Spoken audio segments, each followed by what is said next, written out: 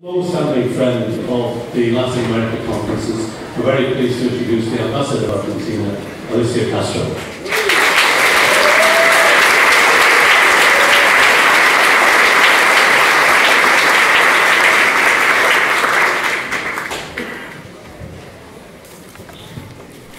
Comrades, friends, brothers and sisters, I want to thank, in the name of my country, in the name of my government, to the organizers of this conference, and I also want to thank all of you and each of you for your support for the last 10 years. Our hope as Latin Americans is to demonstrate that another world is possible and that there are, after all, economic and social alternatives in the 21st century. Over the last decade, we have seen a revolutionary change in Latin America. We recovered our identity. We have many valiant female leaders fighting for equality and social justice. Our President Cristina, Dilma Rousseff, Michelle Bachelet. We are the continent ruled by revolutionaries and poets, by Daniel Ortega and Fidel Castro. We have a working class and union leader president, Lula da Silva. For the first time in 500 years, we had an indigenous president in Bolivia, Evo Morales, and a president in Ecuador, Rafael Correa, who has been an exemplary role model in his defense of diplomatic asylum, a key institution in Latin America law, by preventing the criminalization of a man, our dear friend Julian Assange. I'm really very sorry we couldn't have him at least in a conversation. He had the guts to uncover a conspiracy of immense proportion, the massive state surveillance that aims to control, that aims to manipulate us all. So thank you, Julian Assange.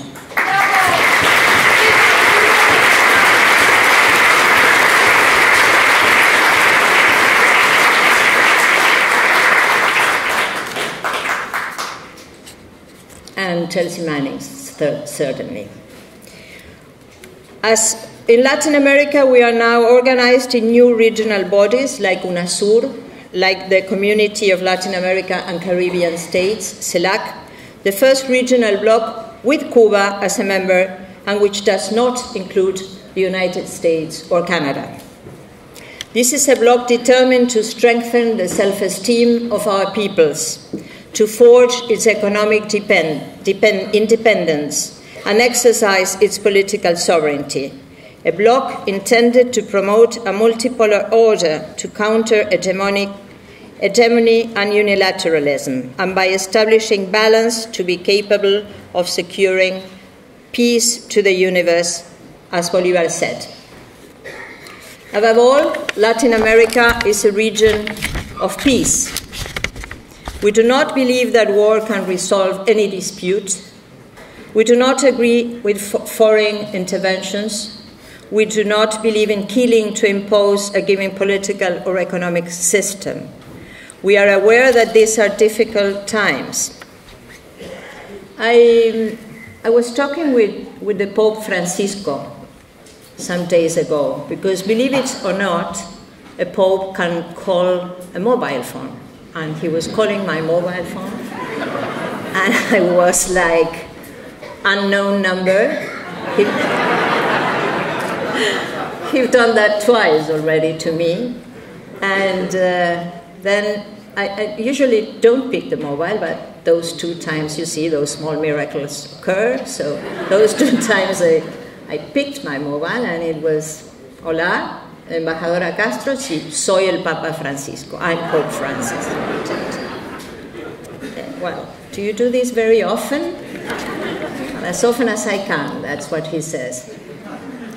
And we were talking about the decision on bombarding Syria, etc. And he said that he was sorry and worried that this could be the beginning of the Third World War. Together, brothers and sisters, Latin American friends whose solidarity we acknowledge and appreciate, we must seek out new means of communications and action which might enable us to dispel the myth that everything that comes from Latin America, everything that comes from my country, everything that comes from our countries deserves criticism, is erroneous, laughable, murky, or dark. Let's consider the issue of Volcker funds. As Seamus Mile said this morning in the opening of this conference, Volcker funds are trying to bankrupt Argentina with the help of US courts.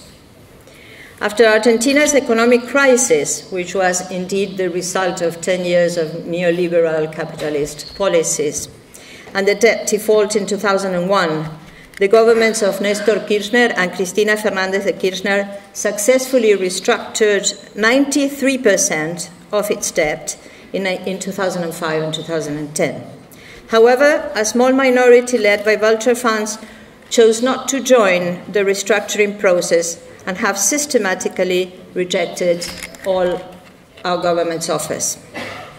These funds, who purchased bonds in default at rock-bottom prices for the sole purpose of engaging in litigations against Argentina, secured a ruling in their favor by New York Judge Thomas Griesa.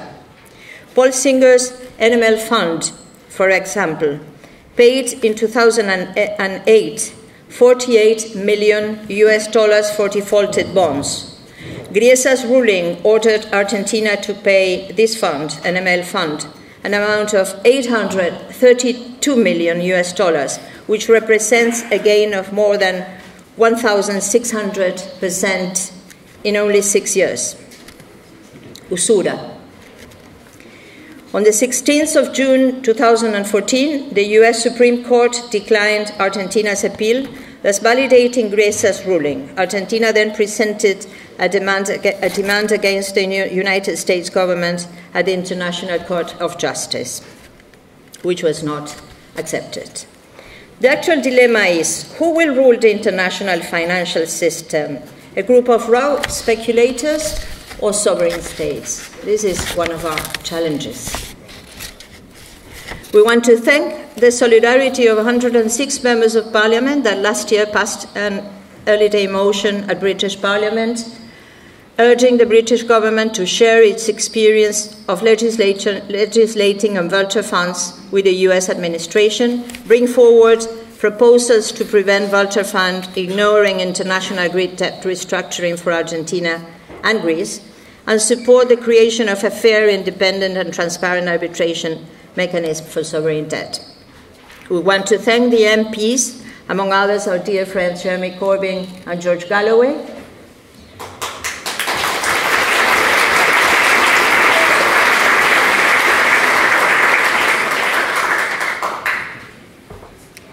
keep on applauding, then I can have my glass of water.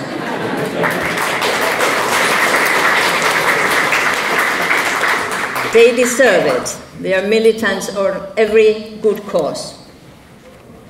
We want to thank them. They passed another motion this year expressing support for the people of Argentina, who should not be penalized in order to make hedge fund owners even more obscenely wealthy, supporting the Argentine government in prioritizing the country's financial well-being over paying Volcker funds, stating that it is unacceptable to purchase debt at the height of a debt crisis with the sole aim of profiting by suing the issuing country at the expense of its people. We want to thank Jubilee Campaign and the economists, academics, union leaders in solidarity with Argentina against Volcker funds. Argentina is keen to find a solution, but we will not surrender to the extortions of a minuscule group of voracious speculators that seek to endanger the future of the Argentine people and put at risk the stability of the international financial system.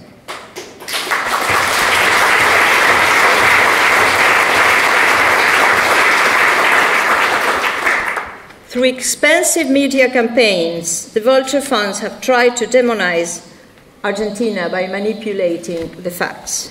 How much money is invested in lobbying and propaganda trying to make the whole world believe that Argentina does not pay its debt? How much money was invested in propaganda trying to make believe that Chavez was a dictator, that President Maduro is a criminal killing students instead of two exemplary leaders that strive to make possible socialism in the 21st century by democratic means? How much more irresponsible journalists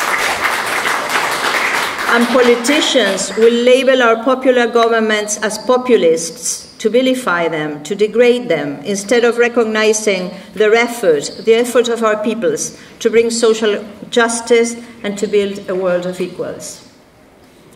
Comrades, friends, we need to react, we need to counteract, we need to remain together. Our best response is international solidarity to build capacity, to give together the loud and proper answer every time at the right time. I would like to take this opportunity also to thank all our British friends, all the people, organizations, unions, political parties, those who love and respect the people of Latin America that join us in our call for dialogue in order to seek a peaceful and definitive settlement over the sovereignty dispute on the Malvinas Islands, in accordance to over 40 resolutions from the United Nations. We have a call for dialogue ready to be signed if you wish to do so. This is not a national cause, it is a regional cause, it is a global cause of all those against colonialism, of all those against imperialism, of all of us. Thank you very much.